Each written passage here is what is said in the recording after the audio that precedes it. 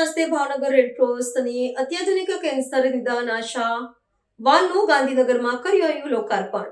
ગાંધીનગર ખાતે મુખ્યમંત્રી શ્રી ભૂપેન્દ્ર પટેલે ભાવનગર સ્થિત ઇન્ડિયન રેડક્રોસ સોસાયટી સંચાલિત અત્યાધુનિક કેન્સર સ્ક્રીનિંગ મોબાઈલ યુનિટ આશા વાનનું લોકાર્પણ કર્યું હતું। જેનબર્ગ ફાર્માસ્યુટિકલ્સના કોર્પોરેટર સોશિયલ રિસ્પોન્સિબિલિટી ભંડોળ અંતર્ગત તૈયાર કરવામાં આવેલી આ વિશેષ વાન ભાવનગર અને આસપાસના ગ્રામીણ વિસ્તારોમાં આરોગ્યની સેવાના વધુ સુદૃઢ બનાવશે। રાજ્યના છેવાડાના નાગરિકો સુધી અદ્યતન તબીબી સુવિધાઓ પહોંચાડવાના ઉદ્દેશ્ય સાથે આ લોકહિતલક્ષી પ્રકલ્પનો પ્રારંભ કરવામાં આવ્યો છે। આ આશા વાન અદ્યતન મેડિકલ ટેકનોલોજીથી સજ્જ છે, જેમાં મેમોગ્રાફી અને ટેલી કન્સલ્ટેશન જેવી હાઈટેક સુવિધાઓ ઉપલબ્ધ કરવામાં આવી છે। આ મોબાઈલ ક્લિનિકનો મુખ્ય હેતુ ગ્રામીણ જનતામાં મુખ સ્તન અને ફેફસાના કેન્સર જેવા ગંભીર રોગોનું પ્રાથમિક તબક્કે જ સચોટ નિદાન કરવાનો છે। વાનમાં રહેલી આધુનિક નિદાન પ્રણાલી અને ટેલી મેડિસિન સુવિધાને કારણે હવે દર્દીઓને તેમના ઘર આંગણે જ નિષ્ણાત તબીબોનું માર્ગદર્શન મળી રહેશે, જેનાથી રોગને શરૂઆતી તબક્કે પારખીને યોગ્ય સારવાર આપવી શક્ય બનશે। વડાપ્રધાનના સૌ માટે સ્વાસ્થ્યના સંકલ્પને ચરિતાર્થ કરતી આ પહેલ કેન્સર મુક્ત સમાજના નિર્માણમાં મહત્વની ભૂમિકા ભજવશે। આ મોબાઈલ યુનિટ દ્વારા નિયમિત મેડિકલ કેમ્પ અને જાગૃતિ અભિયાનો યોજીને અનેક મૂલ્યવાન માનવ જિંદગીનો બચાવવાનું લક્ષ્ય રાખવામાં આવ્યું છે।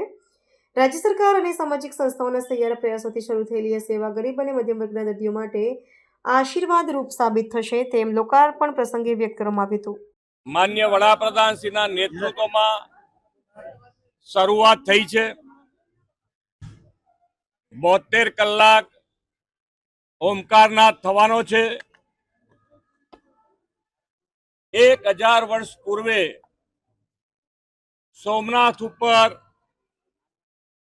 જે એટેકો થયા, છતાં પણ આજે 1000 વર્ષ પછી પણ આપણી આસ્થા, શ્રદ્ધા, સત્યના પ્રતીક સમા સોમનાથ દાદાનું મંદિર આજે આપણી સમક્ષ ઊભું છે। તો આની ઉજવણી આપણે સૌ સાથે મળી અને કરીએ। માન્ય વડાપ્રધાનશ્રીએ હર હંમેશ વિકાસની સાથે આપણી અસ્મિતા, આપણું ગૌરવ, આપણું સત્ય, વિરાસતને પણ એટલું જ મહત્વ આપી અને આગળ વધ્યા છે। જ્યારે આજે આપણને બધાને આ સાતત્ય, આ શ્રદ્ધા, આ આપણી સંસ્કૃતિમાં જોડાવાનો અવસર મળ્યો છે, તો દરેકે દરેક જણ આની અંદર જોડાય, ઘરેથી પણ જોડાઈ શકે છે। ઘરે પણ ભગવાનનું નામ ઓમકારનાથ કરીને આની અંદર જોડાય અને આપણા ગૌરવને આપણે ઉજાગર કરીએ।